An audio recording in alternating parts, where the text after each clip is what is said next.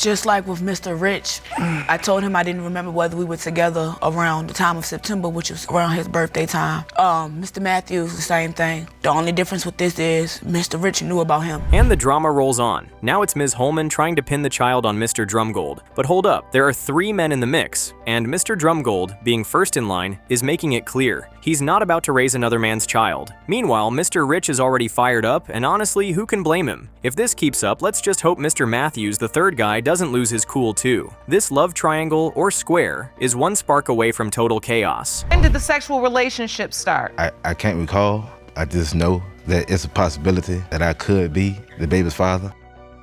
Mr. Matthews is coming in cool, calm, and collected. He's admitted to having a sexual relationship with Ms. Holman, even if he doesn't have the exact timeline down. Still, he acknowledges there's a chance he could be the father. And honestly, that's a respectable move. Owning up to the possibility without causing a scene, no drama, just facts. And a willingness to take responsibility if it's his. You believe you could be Alani's biological father? Yes, ma'am. And I was taking her to a couple of her doctor's appointments for the baby. So you went to doctor's appointments as well? Yes, ma'am.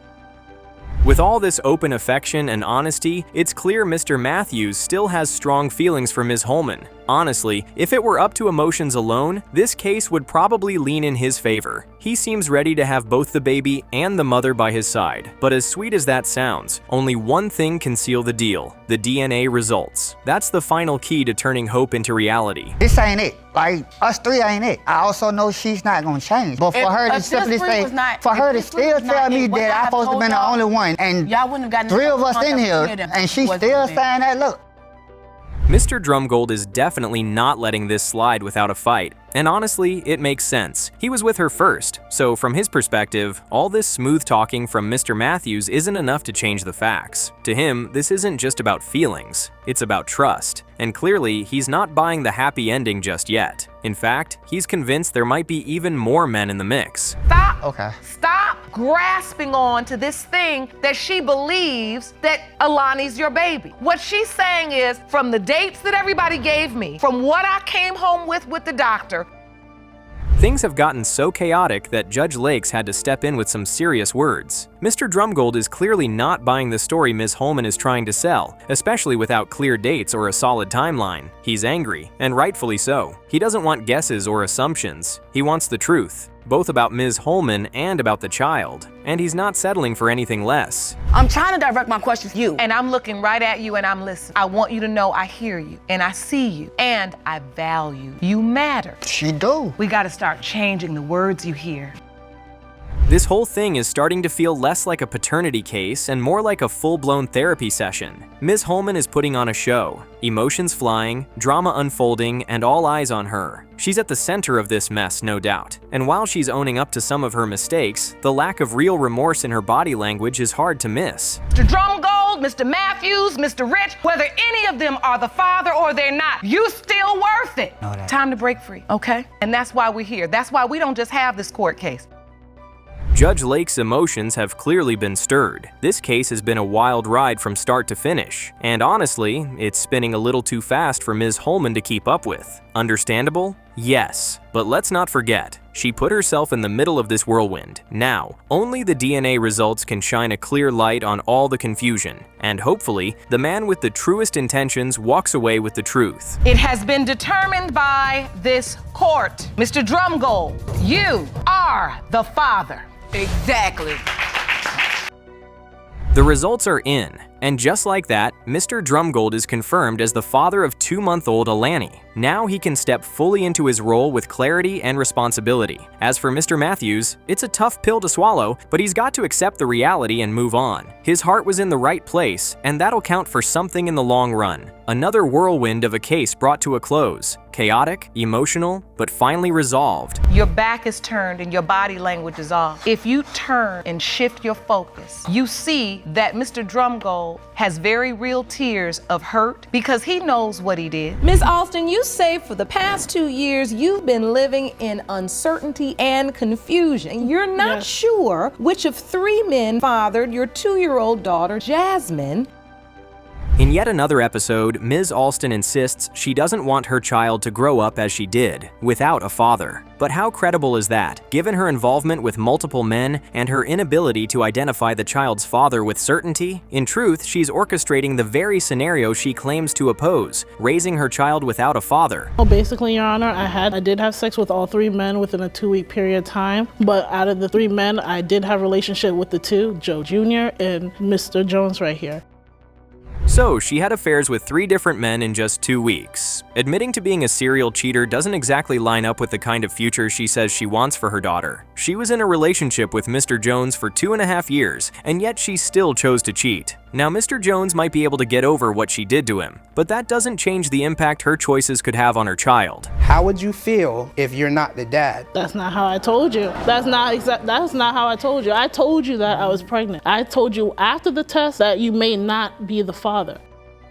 Mr. Jones clearly couldn't handle the reality of the relationship. The way he says she broke the news about the pregnancy would have been a major shock to any man, especially considering Ms. Alston's track record. It's obvious she wants the child to be fathered by the man she prefers most out of the 3, but the question is, will the facts of conception actually match up with her wishes? Not Mr. Jones, but I also expected Joe Jr. to be there, because he was there for most of my pregnancy. Robert was only there for the first sonogram. That was it. It was really between Mr. Jones and Joe Jr.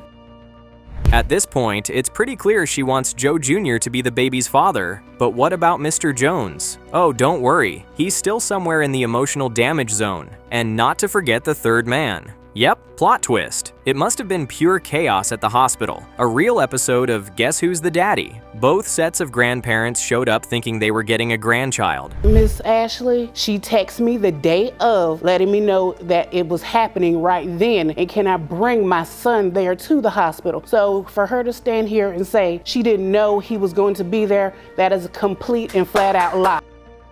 Mr. Jones's mother is in court to testify, and what a way to kick things off. She's coming in hot with some much-needed clarification, because it's not just that Ms. Alston doesn't want her child to grow up like she did, without a father, she's also out here giving a masterclass in manipulation. Why invite both families to the hospital, then act shocked when they actually show up? The baby was already born, and I introduced myself to everyone, and I said that I'm the baby's grandfather, and then there was complete silence. What a wave of embarrassment and confusion must have smacked Mr. Harrison in the face when he proudly introduced himself as the baby's grandfather, only for reality to hit harder. That heavy silence he described could be louder than a bomb blast. You could practically hear the universe pausing in disbelief. Thanks to Ms. Alston, the lead actress of this emotional roller coaster. Made me feel as though that Jasmine was his natural daughter. So have you established a relationship at all with Jasmine? Oh yeah, she stays with us. We love her. She comes and visits, and we have a great time. And Ms. Alston might just be on a mission here, and not the kind that ends with a paternity test. Why else would she be letting this cute little girl build bonds with both families? That's not accidental, that's strategy. It's giving auditioning for fatherhood. She's not searching for the biological dad, she's shopping for the idea one. To the Harris, she mainly goes to the Harrisons. Could I interject? Because that's not true, Ashley. Don't make it seem like I'm not there. Finish. I said most of the support I did get from the Harrisons. It's honestly amazing. Through all the drama, not once has Ms. Alston said she's trying to be a good mom to her daughter. Instead, she's handed off most of the responsibilities to Mrs. Harrison, Mr. Jones's mom, like it's part of some unofficial co-parenting contract. Sure, it's nice that she acknowledges the woman's help, but let's be real, it's looking more like delegation than gratitude. She lives with me up until 30 days ago it's been 30 days. I mean, it happened more than 30 days. I've been at my job for almost 3 months. Look here, you got 4 days before my birthday. I was born on May 30th. Do the math. Mr. Delks, the mysterious 3rd man, has officially entered the courtroom, and let's just say he didn't come quietly. He's blown the room away by doing something not every man would, stepping up to a responsibility that may not even be his. The baby might not even be Mr. Delks, and yet he's accepted her, and even played both father and mother while Ms. Alston was away. It has been determined that the biological father is Mr. Delk. The results are in. The moment of truth has arrived. And at last, it's official. Mr. Delks is the father of Ms. Alston's child. For him, that's actually great news considering he's been showing up and taking responsibility all along. Now, with the truth confirmed, all that's left is for him to double down, keep showing up, stay consistent, and give his daughter the care and stability she deserves. He always gonna be the grandfather, and she always gonna be the grandmama. And that I mean. And ladies, I don't know how you do it. I done been in Desert Storm and everything. Ms. Prowl, now you're asking the court to award you $475 in back child care expenses. Yes, Your Honor. Should one of 3 men be identified as your baby's biological father? This case isn't the typical paternity drama. It's got a twist. Ms. Prowl showed up in court today ready to prove that one of these 3 gentlemen is the biological father of her baby. And once she figures out who it is, she's demanding $475 from him. Things are definitely about to get spicy in the courtroom. So, who's the baby daddy? Without hesitation, Ms. Prowl points her finger straight at Mr. Morton. I was under the impression that was, me and her pretty much against the world. I've come to find out that she's slept around with one guy, then another guy. I'm just perplexed about the situation. I don't know who the father is of this child. This is a classic workplace romance gone off the rails. 2 co-workers caught up in the daily grind end up catching feelings, and soon things start heating up. Mr. Morton probably thought he'd found the one, his better half. But Ms. Prowl? She clearly had a different game plan. While she did get involved with Mr. Morton, she was also seeing other men on the side. How did you find out she was cheating, Mr. Morton? One incident in particular, actually, I worked at a sandwich shop, and we were running low on bread that day. There's another, location near where I worked at where I was sent to get more bread. After accusing Mr. Morton of cheating on her first, Ms. Prowl decided to take the bull by the horns, and by that, she went full-on revenge mode and cheated right back. But let's be honest, since when did fighting fire with fire ever solve anything? All it does is breed chaos. To make matters worse, Mr. Morton got the shocking news from the very guy she cheated with while he was out running errands for work. Great, obviously. We ended up hooking up again after that, and seeing her walking around at the job, made the chemistry even better. She looked real good in a little outfit. Didn't know she was in a relationship.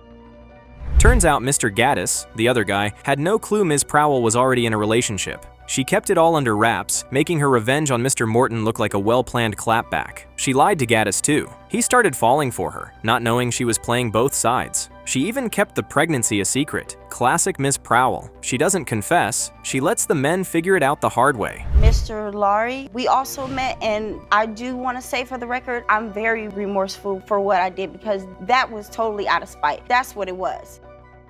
It's hard to make sense of Ms. Prowl's logic. First, she cheats with Mr. Gaddis as revenge. Now she's hooked up with Mr. Lowry out of spite? That doesn't exactly scream, I want to save this relationship. Despite what she claims, her actions say otherwise. It looks less like heartbreak and more like a joyride at the expense of other people's emotions. Can I say something, Your Honor? Never. No calls, no texts, because I switched jobs. How we met at a party. We drinking, we go back in the room. Of course, what happens? Teenagers. After all this goes down, this is pure chaos. Ms. Prowl practically mapped out her love life within the same workplace, slept with each of the men more than once, and still claims to have strong feelings for Mr. Morton. Again, Mr. Morton discovered her affairs with Lowry from Lowry. Not exactly shocking, that's become typical behavior for her. But here's the real question. Why sleep with someone you don't even want as the father of your baby? Mr. Morton, during our relationship, sometime on the 17th, and I slept with him again on the 28th. I'm on the red. When I slept with Mr. Gaddis at a party, it was around the 19th.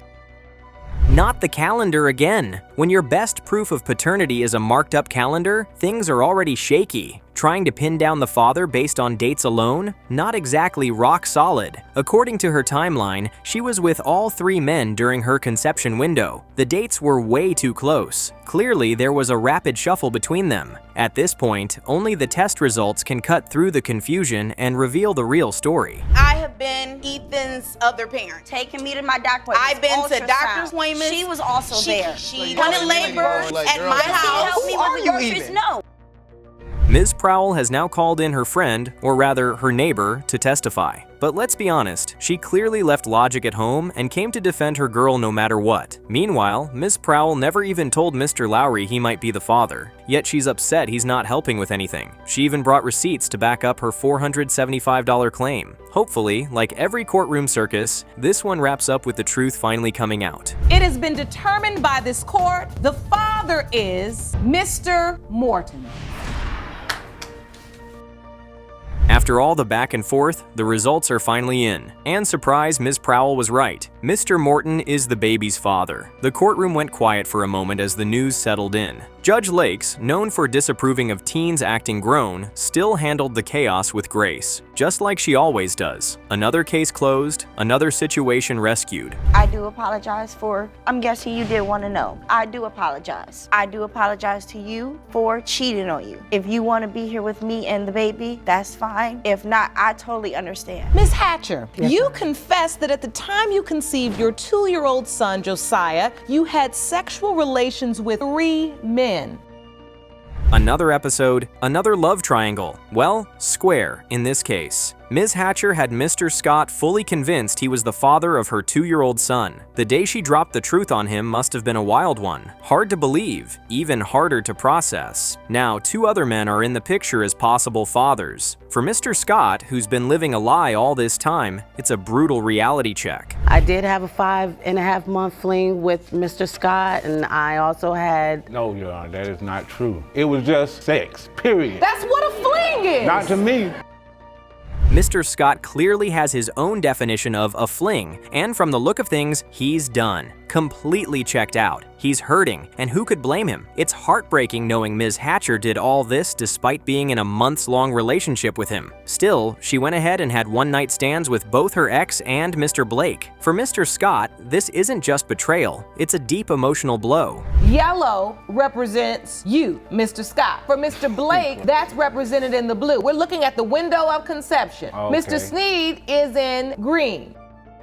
Disrespecting each other in Judge Lake's courtroom? That's a definite no-go. Yet Mr. Scott can't help but throw subtle jabs. Sure, Ms. Hatcher may have cheated more than once, but that doesn't necessarily mean it was all for money. Also, the calendar is back on the stand, calculating dates, estimating conception windows, and trying to predict paternity like it's a math test. How accurate will all this guesswork be today? Only the results will tell. Okay, I'm doubtful because she said out her own mouth, DNA test. I didn't know nothing about her situation. When she came and told me she was pregnant, I believed her. Okay. Because she's a woman.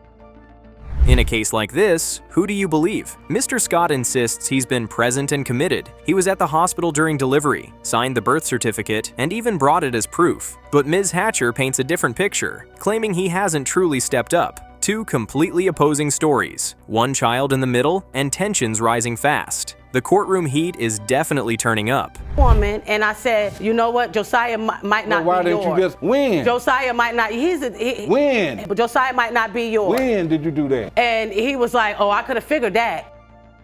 Mr. Scott must have had doubts from day one. Why else would he closely inspect baby Josiah's features before signing the birth certificate? That moment alone should have prompted a paternity test, not a signature. Letting it slide and waiting until his girlfriend dropped the bombshell that the baby might not be his? Now, it's too late for guesswork or assumptions. Today, the DNA results will speak the loudest and finally deliver the truth. That night, possibility it could be mine. If it's mine, I don't have a problem with taking care of mine. Was it protect sex on that day? We had a little alcohol, but I think so, Your Honor. Now there's a dispute between Mr. Blake and Ms. Hatcher about how many times they actually slept together. Do people really forget that kind of detail? Something's definitely not adding up. Someone's not telling the full truth. But regardless of whether it was once, twice, or more, there's a child who deserves clarity. And credit to Mr. Blake, he's stepped up in court, saying he's ready to take responsibility if the baby turns out to be his. And that woman just said something about my character, and I have a right to say something myself towards my character. What about your character? She just said that I'm this and that, I don't take care of my kids. Ask him what he does. Things are seriously heating up in the courtroom. Neither side is letting the other talk, and Judge Lakes is clearly over it. But Mr. Scott's not backing down. He's doing his best to defend himself, showing that he's got his act together and is already stepping up for 3 kids. And honestly, it's kind of funny hearing Ms. Hatcher say he's jobless. She knew that from the start and still chose to be with him. When it comes to Mr. Blake, you are not the father. I'm sorry. When it comes to Mr. Scott, you are the father. The results are in, and the courtroom is on edge. Everyone's eager, waiting to hear the truth. And just like that, it's confirmed. Mr. Scott is the father of baby Josiah. It's a big moment. He already signed the birth certificate, so now it's time to pick up where he left off and fully step into his role. Whether it's tears of relief or regret, one thing's clear. This is his reality now, and it's time to own it. Thank you, Your Honor. You're welcome. You happy? Thank you. That means he has my name and I don't have to change it. Right. Thank you. Mr. Fetters, you say you're in the midst of a divorce because your soon-to-be ex-wife is a serial adulterer who even cheated on you on Valentine's Day. Mr. Fetters is in court determined to prove he's not the father of the child his soon-to-be ex-wife, Mrs. Fetters, says is his. Mr. Fetters claims the child was the result of a Valentine's Day affair his wife had. Meanwhile, Mrs. Fetters isn't holding back either. She's bringing up some serious intimacy issues and personal grievances against him. It's messy, emotional, and very personal. It all began when we first met at a water bowl. I thought I'd met her at love at first sight. Up until the 6-month mark, she had informed me that she had slept with my family member.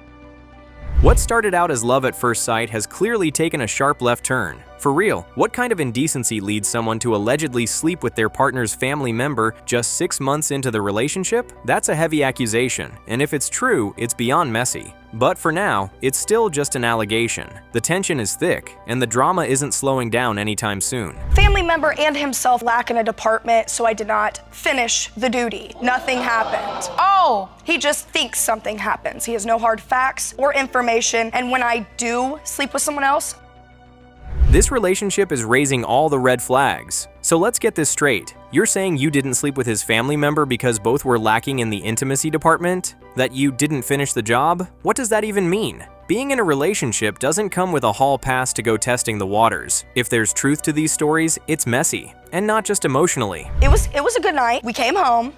He didn't see I have a problem. In a relationship, I feel sex is a part of a relationship. Well, this man lacks on that part of a relationship. Why stay in a relationship that isn't meeting one of your biggest needs, especially if intimacy is a deal breaker for you? If he's lacking in that department and it matters that much, then leave. Don't just hang around and start sleeping with other men. Now, there's a child involved, and the question of who the real father is has taken center stage. 7:30 in the morning to let me know where she was at, so I came there with our 2 children at the time, and she had told me that she didn't want to be with me. So I had pleaded and begged her, you know, what is it that I need to do and what can I do to make this right? Judge Lakes is clearly struggling to process what she's hearing, because what is going on here? Cheating in a marriage boldly while raising 2 kids, that's wild on its own. But then, telling your husband you spent the night with your ex and had sex 3 times, that's a huge no. If you're feeling neglected or sex-starved in your marriage, the solution isn't stepping out. It's having a serious conversation or walking away if things can't be fixed. I thought it was the next morning. It was like the very next morning. I came home at like 7 a.m. and then when we talked and then he persuaded me and I felt obligated. This might just be one of the messiest episodes to ever hit paternity court. Seriously, what is going on here? Mr. Fetters slept with her right after she told him she had just had unprotected sex with her ex, and he didn't use protection either? Come on. Judge Lakes is clearly not having a decent time trying to sort through this tangled web of reckless choices. By the way, I was there for pretty much majority of the appointments if I wasn't at work. I was there for skin-on-skin contact because the mother had to have a C-section. So I was there to hold him against my skin for the first 2 or 3 hours. So I developed a really tight bond with that child. Amidst all the chaos and confusion, there's still one part of this story that stands out. Mr. Fetters trying to do right. He showed up at the hospital for the birth, stood by her side, and in the process, built a bond with the child that clearly means something to him. That's genuinely commendable and shows a glimpse of the good intentions behind the mess. It has been determined by this court. The biological father is Mr. Fetters. Without wasting any more time, Judge Lakes reads the results handed over by Jerome, and boom, Mr. Fetters is the father of the child. Congratulations? Well, sort of. With divorce on the horizon, the real battle now is figuring out custody and how they'll co-parent. It's clear there's still a long road ahead, and things are anything but simple between them. Very happy. I have words, can't even describe the fact that I'm glad that he is mine. Doubt is The doubt's gone. Gone. I mean, yeah. Ms. Matthews, you admit to having an extremely complicated relationship with the defendant, Mr. Moore. Now you say you're here today to prove that he is your 3-year-old daughter Zanaya's biological father. Today, Mr. Moore is in court trying to save himself from taking on a responsibility he's convinced isn't his. Ms. Matthews, on the other hand, seems pretty sure he's the father. Well, mostly sure. But Mr. Moore isn't about to gamble with a situation this serious, especially not when the baby came into the picture after what he believes was her cheating. He's drawing the line, and the DNA test will be the final word. Extremely. There's no contact. I made sure that it wasn't going to be any contact till I found out for certain if that was my daughter. All right. Fanique, in the beginning, we were cool. When I met her, she was a party girl, all the way up to date. It's wild how a relationship that started off so calmly has ended up here, in court, trying to sort out who fathered this adorable little baby. But as it often goes, cheating tends to be the root of this kind of mess. Mr. Moore is standing firm, confident he played his part right during the relationship. What really raised his suspicions? The fact that Ms. Matthews didn't tell him she was pregnant until 4 months in. 4 months? You say this is Ms. Matthews kissing another man? Yeah. During the time that you thought you were together? Yep. No, but... And how did you find this photo? That actually came from her social network that she used to have, her Instagram. Oh, wait a minute. These two really showed up locked and loaded, each armed with photo evidence of the other cheating. Now that's commitment to pettiness. It's honestly entertaining, but let's not miss the point. All this back and forth may have started as a game of who hurt who more, but now there's a baby in the mix. Time to put the drama aside and focus on giving that child the stable, loving parenting they deserve. Came to my job, bust a window. He had to get escorted by Cleveland police. He almost got me fired. I was suspended for 3 weeks with no pay with your child, and you didn't help and do nothing. And just when you think it couldn't get messier, it does. She sees the picture he posted, and the next thing, she smashes his car window. Classic tit for tat. But it doesn't stop there. He pulls up to her job and ends up damaging property at her workplace. That's not just petty, that's reckless. These two aren't just fighting, they're stacking up drama like it's a competition. She's just known around the neighborhood for lying and saying she's pregnant. Never been pregnant before. Saying that she was pregnant previous times. Yeah, by different dudes. Do you have any proof? Not just known around the neighborhood. Yes. Mr. Moore didn't come to play today. He brought not just photo receipts, but a witness too. Ms. Thomas, his niece, is here to defend her uncle by claiming Ms. Matthews has a history of saying she's pregnant for different men. Yikes, that's definitely not a reputation anyone wants. Now, the odds are stacking up against Ms. Matthews, but at the end of the day, talk is talk. The DNA results will be the only voice that really matters. And my daughter. From Mrs. Matthews. And then do y'all see the type of guys coming in and out the house? No. We'll be sitting on the porch and there'll be guys coming in and outside the house and Zanaya will just be sitting on the porch with her nose snotty and hungry. Starting drama with Mr. Moore? That's one thing. It can be talked about, maybe even shrugged off. But neglecting your own child? That's a whole different story, and there's no excuse for it. Ms. Matthews can choose to live her life however she wants, but when it comes to her daughter, the bare minimum is proper care. Watching Judge Lakes' face, you could see the disappointment. The guy that was on that picture. I know you was gonna say that. Yeah, I mean, Miss Matthews, you presented to the court some photos. Right. And this is a picture of Zanaya and then a picture of Mr. Moore as a child. It's perfectly normal for Mr. Moore to have doubts about the paternity of this child, especially since both he and Ms. Matthews have receipts on each other's cheating. From his point of view, it's not far-fetched to think the man she cheated with might be the real father. But to his credit, he's not completely denying the child. In fact, he admits he sees himself in her whenever he looks at her, and that says a lot. In the case of Matthews v. Moore pertaining to 3-year-old Zanaya, Mr. Moore, you are not her father.